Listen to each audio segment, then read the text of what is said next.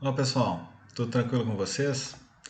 Então, nessa semana a gente vai ver o que é, na verdade, a nossa última matéria do curso, né? Então, a gente fez todo lá o estudo de primeira de uma variável, tudo mais, pontos críticos, máximo, mínimo, concavidade. Falamos sobre as funções de várias variáveis, né, suas derivadas. Também na última aula identificamos também os pontos de máximo e mínimo de funções de várias variáveis.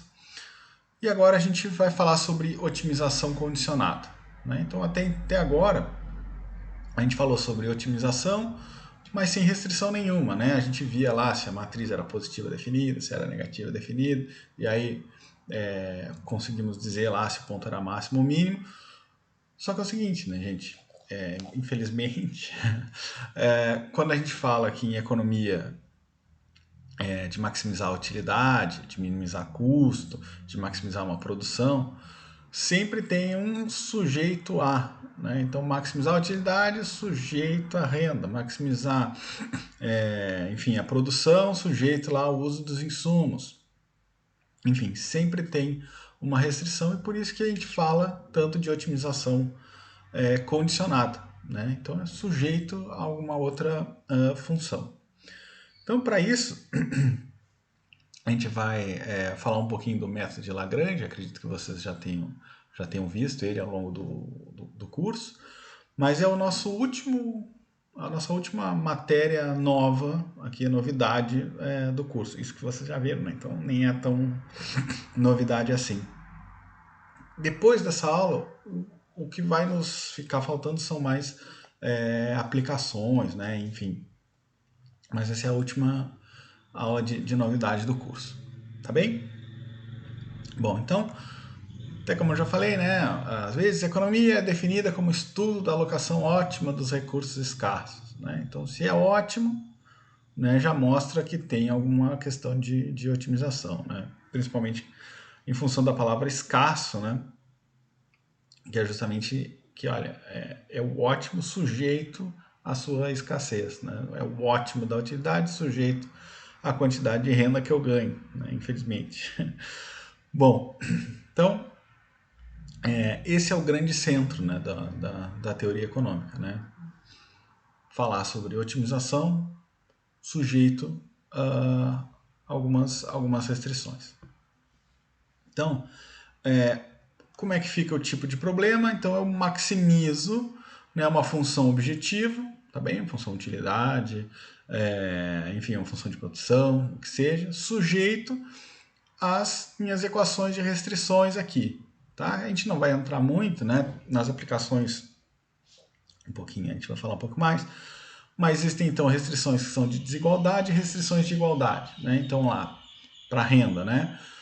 O somatório, sei lá, preço vezes quantidade, dois bens, né? P1 vezes X1 mais P2 X2 é igual a M, né? Que é a minha renda lá que eu tenho.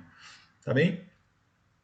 Não está aqui. Eu tenho uma função objetivo sujeita às minhas restrições. Né? Nas aplicações, restrições de desigualdade mais comuns é justamente da não negatividade. Então aqui, por exemplo, para cada um dos bens eu tenho que ter quantidades não negativas dele. Tá bem? Bom, as restrições de igualdade, por sua vez, surgem muitas vezes como definições de uma variável em termos das outras. Né? Então, por exemplo, uma restrição de renda, aí, de custos, né? De insumos, enfim. Tá bem? Bom, um exemplo. Maximize a utilidade de um consumidor cuja função de utilidade é x1, x2 mais 2x1 e cuja renda é 60, os preços dos bens são 4 e 2, tal que a restrição orçamentária dele fica com essa cara aqui, né? P1 vezes x1, P1 é 4, P2 que é 2 vezes x2 igual a 60, tá? Restrição orçamentária. Observe o que? As derivadas parciais dessa função de utilidade, ó, se eu derivar essa função em relação aqui a x1, eu fico com o quê? x2 mais 2. Né? Percebe que para valores positivos de x2, a utilidade vai para o infinito e além. Tá? Se eu derivar em relação a x2, eu tenho x1. Para quantidades positivas de x1, eu tenho também utilidade indo para o infinito e além. Tá bem? Sempre crescendo, funções sempre crescentes. Só que como a gente já viu, né? Até a realidade nos mostra que infelizmente existe uma coisa chamada restrição orçamentária que impede que a gente seja feliz. É isso, né? Que a gente tenha a utilidade no infinito. Tá bem? Tanto aqui, o fato das derivadas parciais serem positivas para valores x1 e x2 mostra que elas que tendem ao infinito. Bom, então, um problema de maximização da utilidade ficaria assim, né? Max de x1 e x2, né? As quantidades x1 e x2 que maximizam a minha função de utilidade, sujeito a que x1 e x2 sejam não negativos e a minha equação de restrição da renda aqui. Tá bem? Bom, matematicamente, o que está acontecendo, né? Quando eu uso a restrição, o que eu estou fazendo é estreitar o domínio dessa função que eu estou maximizando. Então, por exemplo, ao considerar aqui essas funções, melhor dizendo, que x1 e x2 tem que ser não negativo, o que acontece? Eu estou usando só o primeiro quadrante, né? Estou usando aqui só o primeiro quadrante. Só pontos aqui no x2 e x1 sejam positivos, tá? Agora, quando eu adiciono também a restrição da renda, né? Lembra lá que essa função aqui vai ser sempre assim, né? Sempre uma restrição, vai ter um máximo de x1 aqui, o máximo de x2 e o máximo de x1. Tá bem? Então, o que eu estou fazendo é restringir o domínio dessa função que eu estou maximizando para exatamente para pontos ao longo dessa minha restrição orçamentária. Tá bem? Porque eu tenho que atender o critério de que 4x1 mais 2x2 tem que ser 60. Isso é uma reta, então toda essa função u aqui, ela é enorme aqui por cima, só que eu estou restringindo ao longo do domínio especificamente ao longo dessa reta. Tranquilo, gente? Bom, aqui em termos gráficos, né, eu tenho a minha restrição orçamentária, né, x2 e x1, aqui fica o desenho dela. E aqui então eu teria a minha função utilidade, né?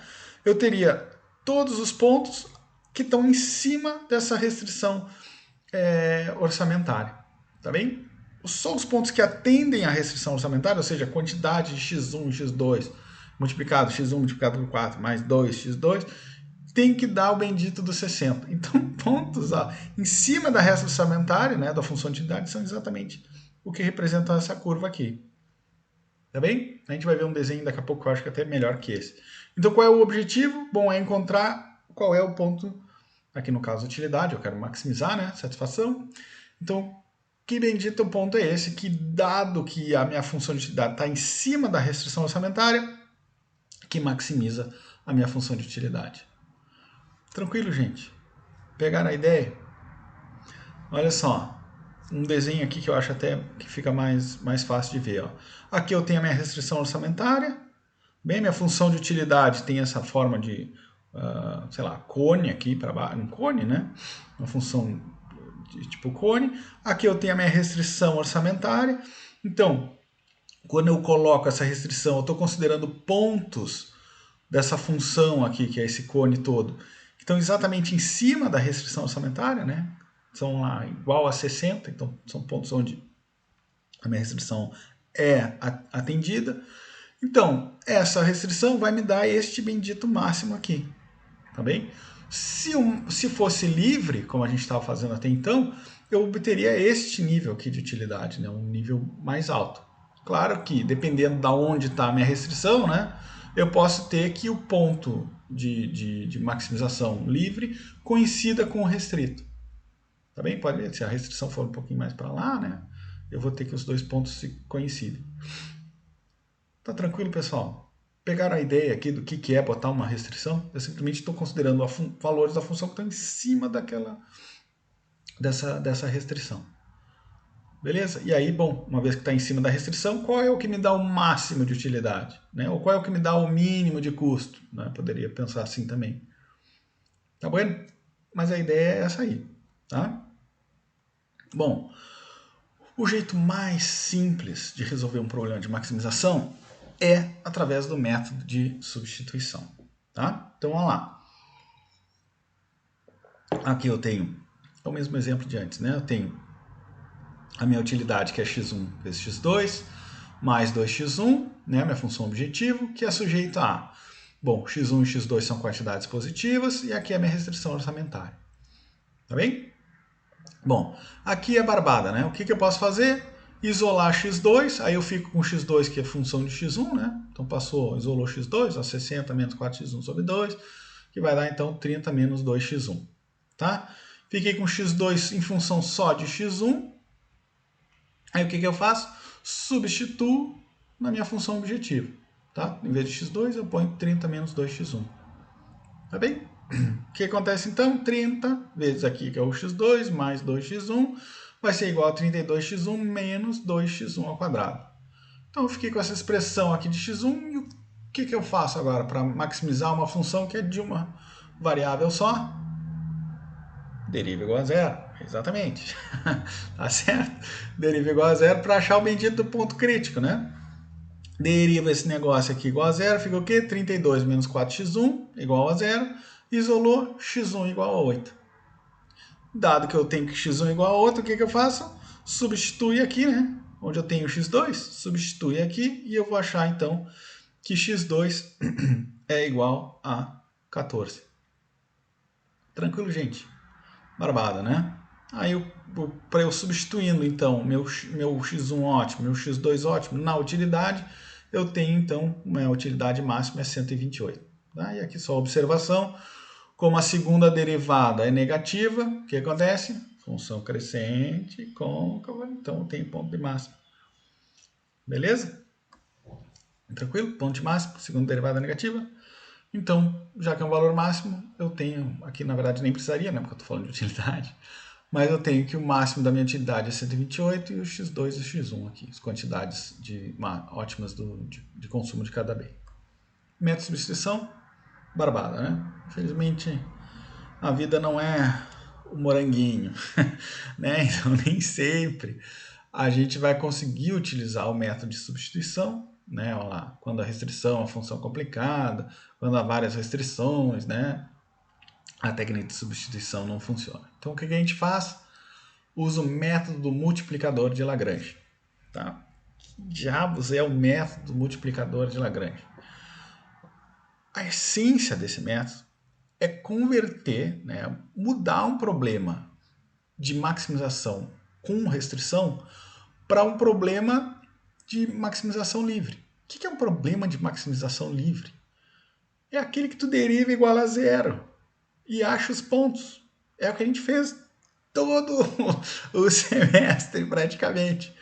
Tá? Então aí não vou precisar substituir, não. O negócio é derivar igual a zero e eu achar o meu ponto de máximo. Tá bem? Então é isso que o método multiplicador de Lagrange vai fazer. Ele vai ter uma condiçãozinha lá, uma constante, né, um lambda lá, para quem já está mais familiarizado, vai ter um lambda, pode chamar, tem outros livros que chamam de outras letras, mas a maioria deles é lambda, né? Esse lambda vai multiplicar lá a restrição e, como um passe de mágica, vai fazer com que um problema de otimização com restrição se transforme num problema de restrição, de maximização simples, que eu derivo igual a zero. Tá? Então não é o bicho de 7 cabeças. Tranquilo? Então vamos lá. Voltando ao nosso exemplo. Queríamos, aqui só para a gente começar a entender de que forma mágica essa constante que aparece lá multiplicando a restrição transforma um problema complexo, né, com maximização com restrição, e um problema que eu simplesmente derivo igual a zero, tá? Que é a maximização livre. Então, como é que eu faço isso, né? Como é que eu identifico como funciona o método de Lagrange? Então, voltando ao exemplo, queríamos maximizar o valor de uma função de utilidade sujeita a uma função de restrição orçamentária. Isso é, queríamos resolver um problema do tipo, bom, qual é o valor máximo, né, um valor C máximo, que a minha função de utilidade chega, sujeito à minha restrição orçamentária. Tá? Percebam que, gente, quando a gente tem F igual a C, esse aqui, ó, G igual a K, isso aqui está exatamente igual ao quando a gente estudou curva de nível. Então, o que a gente quer é achar o ponto de tangência dessas duas curvas de nível aqui. A curva de nível da minha função de utilidade, no nível C, com essa minha restrição orçamentária, cuja é a curva de nível no nível K. Tranquilo? O que a gente está procurando, então, é o maior valor de C, tal que a curva de nível, que é o maior valor da minha utilidade, intercepte, ou melhor, intercepte ou tangencie, né, a curva de nível da minha função, da minha restrição orçamentária, da minha função de restrição. Tá? Graficamente, aqui eu tenho a minha utilidade, também a função utilidade, que é esse cone aqui, é a mesma coisa do anterior, tá? Só que agora a gente vai só tá falando em termos de curva de nível. Aqui eu tenho o ponto aqui, ó, o máximo da minha restrição orçamentária, tá? Se a gente olhar para cima, olha aqui, ó, é exatamente nesse ponto aqui eu teria o máximo da minha utilidade, né? Atendendo essa restrição, aqui eu teria o máximo da minha utilidade, que é aquele valorzinho C que eu tinha no slide anterior. Se a gente olhar de cima, o que a gente tem? É essa figura aqui, né? Eu tenho aqui tá o cone da minha utilidade, só que o valor máximo sujeito a essa restrição é exatamente quando tangencia esta curva de diferença aqui. Tá bem? Por que tangencia é o máximo? Bom, se não tangenciasse, né, se esse círculo tivesse fora do meu ponto, bom, aí eu não atendi a minha restrição orçamentária, então, maluco, tá vivendo como? Né? Tem que atender a restrição orçamentária, né? Agora, se esse círculo cruzasse a minha restrição orçamentária em mais de um ponto, se não fosse tangência, se cruzasse em 2 pontos, bom, eu teria como ir mais para cima aqui, de modo que tangenciasse em só um ponto. Tá bem? Se tangenciar em 2 pontos, opa, eu posso ir mais para cima e ir para um ponto só. Beleza, pessoal? Então, o máximo, por definição, tem que ser quando as curvas de diferença estão se tangenciando. Pegaram a ideia? É tranquilo, né? Se não estiver tangenciando, significa que esse cara pode ir mais para cima, né? Eu posso ir mais para a direita aqui, mais para cima, e aí eu teria um valor aqui da função mais alto, uma utilidade maior. Tá? Então o máximo tem que ser quando ela se tangencia. Beleza? Bom, a gente já viu como é que eu determino a inclinação de curva de diferença, através lá da derivada da função implícita. Então tá aqui, derivada da função implícita, regra da cadeia, derivada de f em relação a x1 vezes derivada de x1 em relação a ele mesmo, mais derivada de f em relação a x2 vezes a derivada de x2 em relação a x1. Se eu quero, então, para obter a inclinação, eu isolo esse cara, passa lá, menos f derivada aqui a x1 sobre f derivada a x2. Tá? Umas 2, 3 aulas atrás a gente viu exatamente isso aqui.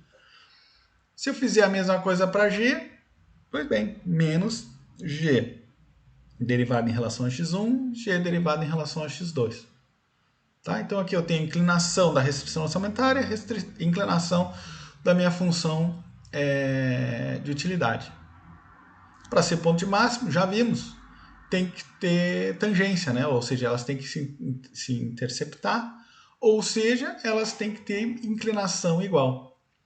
Tá? Então o que acontece? Eu tenho que ter uma quantidade ótima de x1, uma quantidade ótima de x2, tal que a inclinação da minha função de utilidade seja igual à inclinação da minha função de restrição. Tá bem? Da minha restrição orçamentária. Tá? Era menos, menos, cortou os dois menos, dois lados. Eu tenho que ter exatamente essa igualdade. Qual é o problema dessa expressão aqui, gente? É que eu tenho duas variáveis para uma equação. Esse sistema não tem solução. Tá bem? Eu não consigo achar um x1 e um x2 que resolva um sistema que tenha só uma equação e duas variáveis. Pois bem, o que vai acontecer?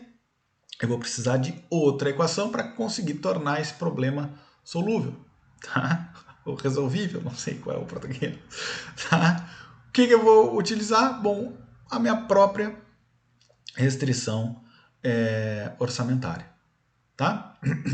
Então é atender justamente o critério da minha restrição orçamentária, que é a minha restrição. Tá bem? Atender a minha restrição e atender a condição de igualdade das inclinações. Vamos ver como é que fica isso. Olha lá, método de Lagrange para encontrar a solução das quantidades ótimas.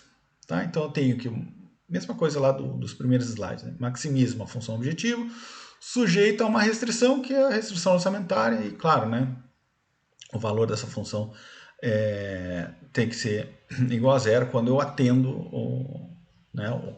a soma das quantidades que eu consumo menos a minha renda tem que dar zero, né? Então isso é atender a minha restrição orçamentária. Tá? Por isso que tem esse igual a zero aqui, como já tinha nas outras aulas. Beleza? Então, para encontrar, eu tenho que escrever né, a minha função de Lagrange. O que é a minha função de Lagrange? Então aqui, ó, esse aqui é um L rebuscado, né?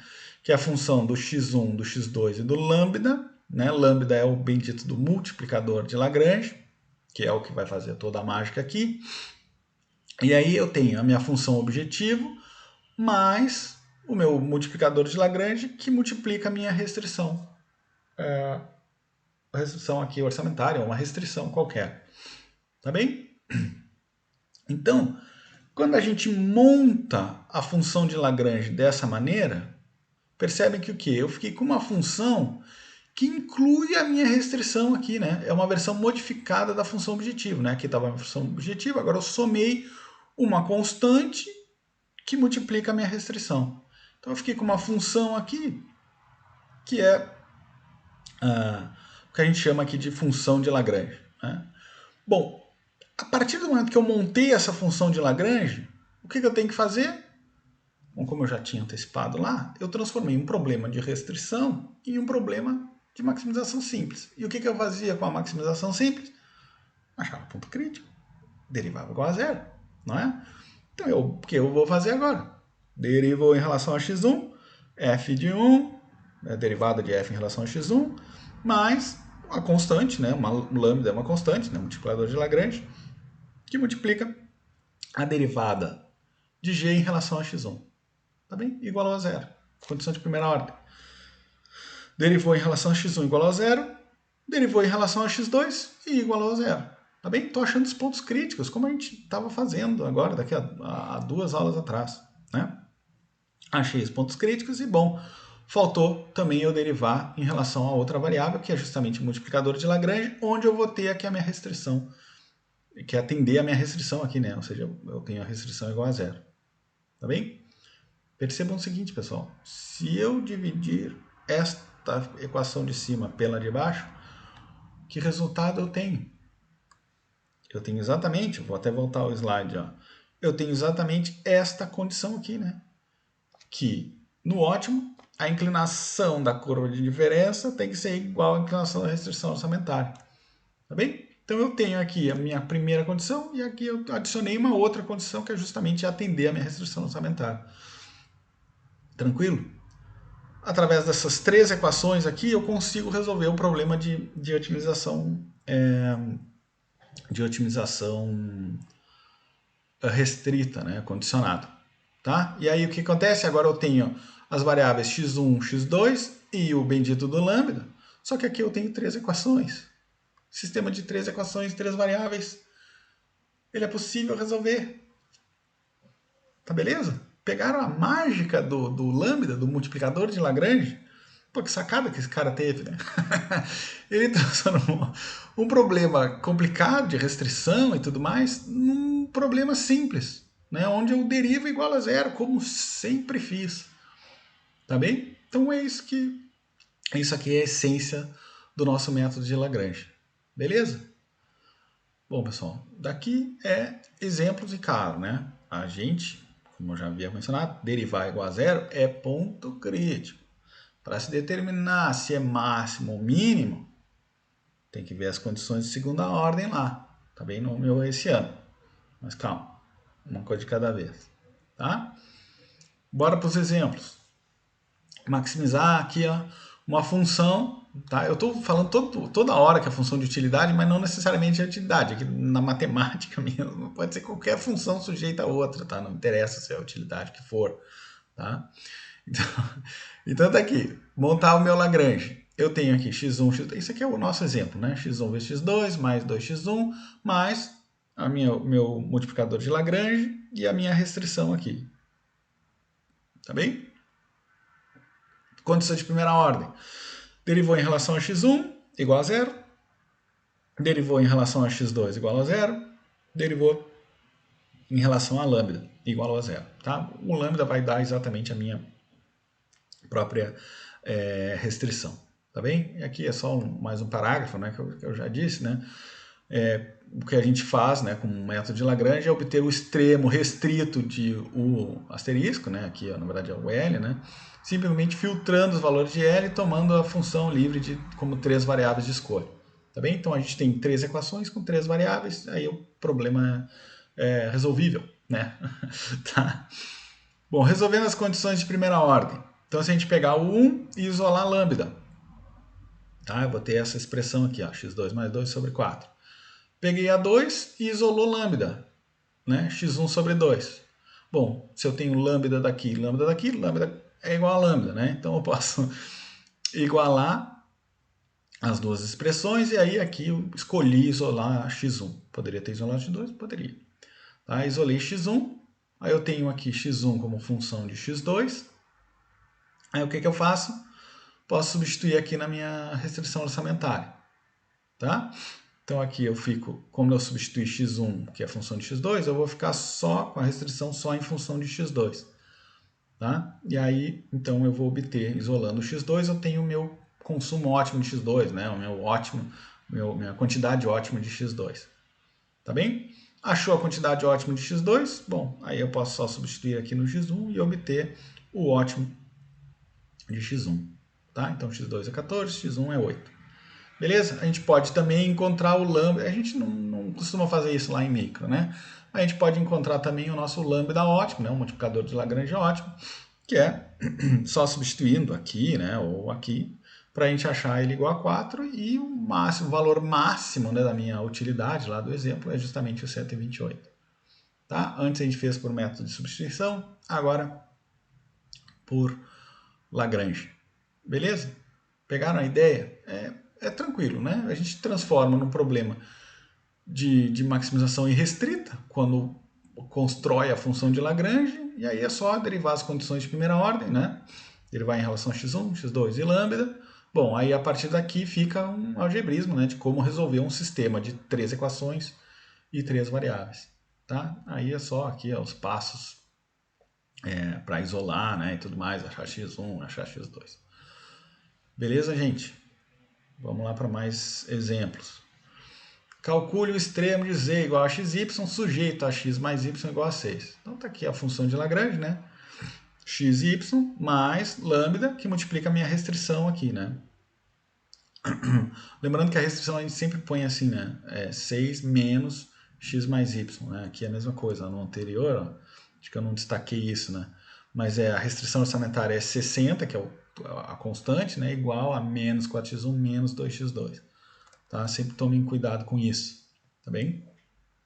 Bom, minha CPO aqui, né? Condições de primeira ordem, CPO para os íntimos.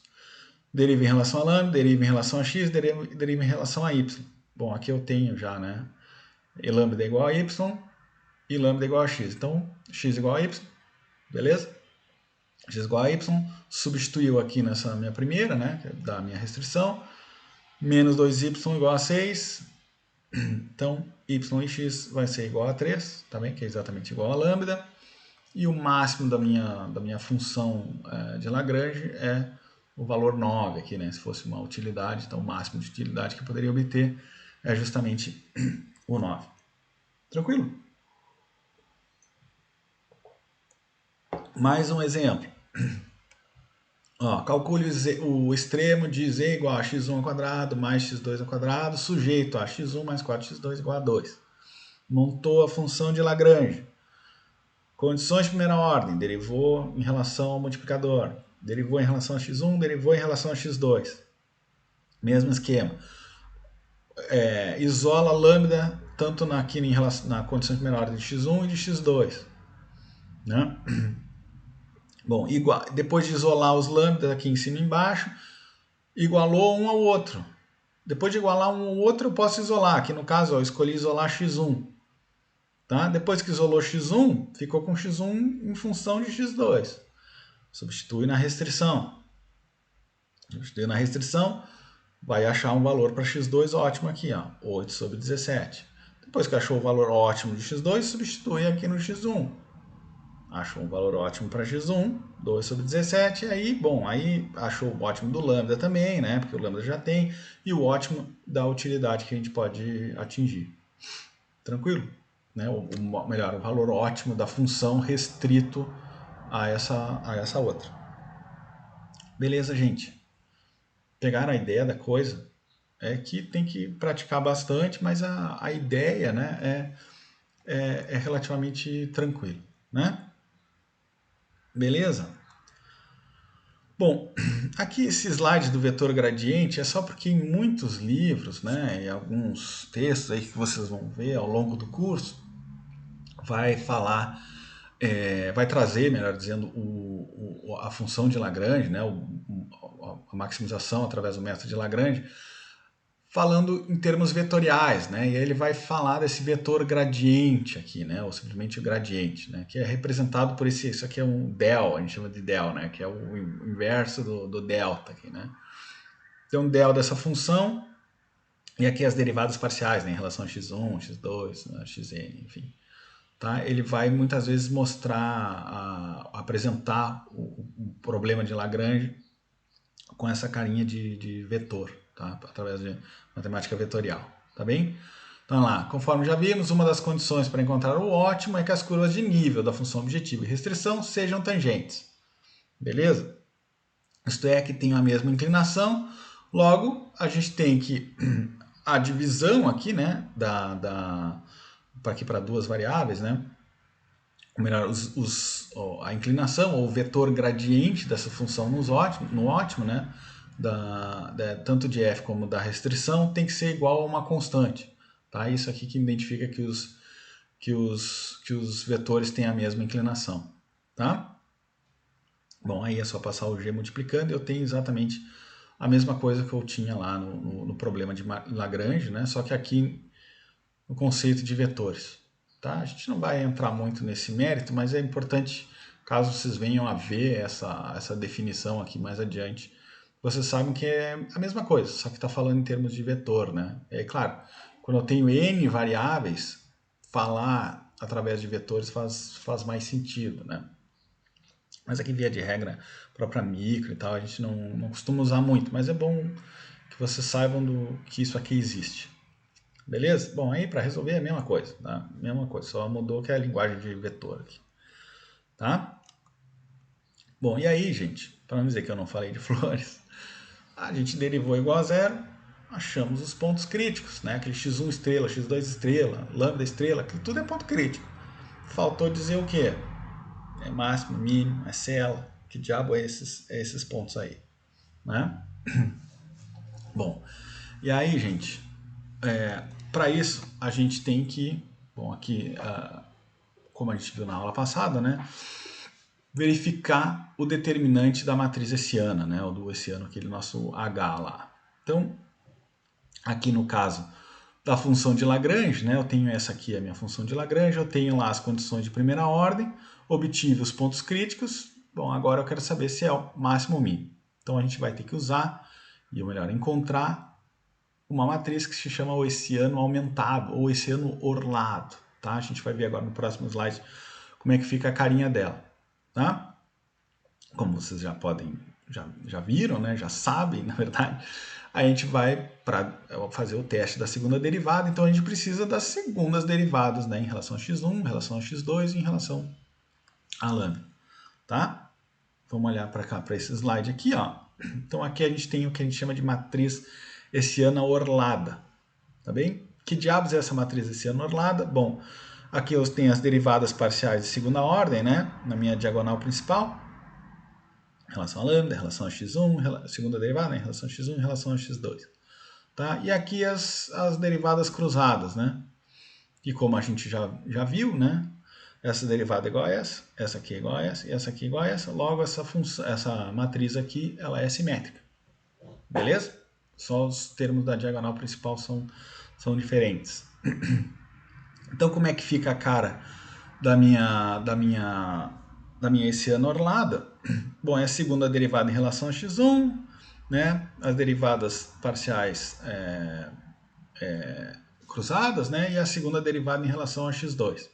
Então, aqui é o que seria a minha hessiana do caso irrestrito, né? Então essa aqui é exatamente a minha hessiana do caso irrestrito. Só que agora, percebam, né? Como eu tenho as derivadas, segundas derivadas aqui em relação ao meu multiplicador de Lagrange, eu vou ter esse vetor 0, G1 e G2 aqui que orla, né? Ou que é que aumenta a minha hessiana. Tá bem? Por isso que é o nome aí, hessiano orlado. Tá bem? Ele é orlado, né? Ou ele é aumentado por esse vetor aqui, que é o 0, G1 e G2. Beleza? Bom, no caso de duas variáveis, como é que eu vou determinar se o ponto é máximo ou mínimo? Bom, se o determinante desse meu hessiano orlado é positivo, eu tenho um máximo local. E se o determinante desse meu hessiano orlado for negativo, eu tenho um mínimo local. Tá bem? Abre parênteses aqui, conchetes e chaves. Com esse tipo de... Nos exercícios lá, só com duas variáveis, tá? Não vou pedir um hessiano orlado gigante aqui para vocês, tá? Só com duas variáveis, tá? Bom, aqui a regra geral, né? Se o determinante desse hessiano tem o mesmo sinal que menos 1 elevado na n. O que é n? É o número de variáveis que tem no meu problema de maximização. E se esses últimos, n menos m, menores principais líderes, alteram o sinal, então é ponta de máxima. Se o determinante orlado aqui e estes últimos menores principais líderes tiverem o mesmo sinal que menos 1 elevado na m. O que é m? Número de restrições. Trata-se de um ponto de mínimo. Tá? Se não atender nenhuma dessas duas condições, então não é ponto de máximo nem mínimo. Beleza? Mas aqui fica só para conhecimento de vocês lá, dos menores principais e tal. A gente vai falar só do nosso universo aqui, só tem duas variáveis aqui para condição de segunda ordem. Beleza, gente? Bora para os exemplos. Então, olha, esse lagrangiano aqui a gente já montou, né? Pois é, agora nós vamos ver se é ponto de máximo ou mínimo. Então tá aqui, né? Nosso lagrangiano, aqui estão as condições de primeira ordem. Agora substitui essas derivadas segundas aqui no meu hessiano orlado, ou hessiano aumentado. Segunda derivada em relação, tá aqui a condição de restrição, né? Segunda derivada em relação a lambda, não tem lambda, é zero. Aqui em relação a x, segunda derivada em relação a x, não tem x, é zero. Segunda derivada em relação a y, não tem y, é zero. Aqui as derivadas parciais, né? Em relação a lambda, em relação a x, é 1. Então bota 1 aqui e bota 1 aqui, né? Que é lá, é x e depois lambda, é a mesma coisa. 1. Derivada, primeira derivada em relação a lambda, segunda em relação a y. Aqui tem y é 1, então é 1 aqui e 1 aqui, tá? Faltou o quê? Faltou a derivada segunda, né? Primeiro em relação a x, depois em relação a y. Aqui em relação a y é 1, então põe 1 aqui e 1 ali. Tá bem? É simétrica, ó. 1, 1, tá? A diagonal principal é toda de zeros. Cálculo do determinante, 0 mais 1, ou seja, 1 mais 1 que multiplica 1, que é 2, menos, aí faz o contrário aqui, né? 0, 0 e 0. Tá? Então, o determinante é 2, se é positivo, ponto de máximo. Tá? E aqui eu resgatei lá dos slides anteriores qual era a função ótima aqui, o valor máximo aqui da minha função objetivo, tá? Da minha função de Lagrange. Tranquilo? Mais exemplos. Aqui de novo, olha, eu também já vi esse lagrangiano. É os mesmos exemplos, agora a gente está vendo só as condições de segunda ordem, tá? Condição de primeira ordem, monta o meu hessiano, tá bem? Aqui não tem lambda, é 0. Aqui em relação a x1 é 2, aqui em relação a x2 é 2, então 0, 2, 2. Derivadas parciais, em relação a x1 é 1, então é 1 aqui e 1 ali. Em relação a x2 é 4, então é 4 aqui, 4 ali. E aqui as derivadas cruzadas aqui, né? Em relação a x2, não tem x2 é 0, então é 0 e 0. Beleza? Ó, simétrica, 1, 4, 0, 1, 4, 0. Tá? Cálculo do determinante, 4 mais 0 mais 0.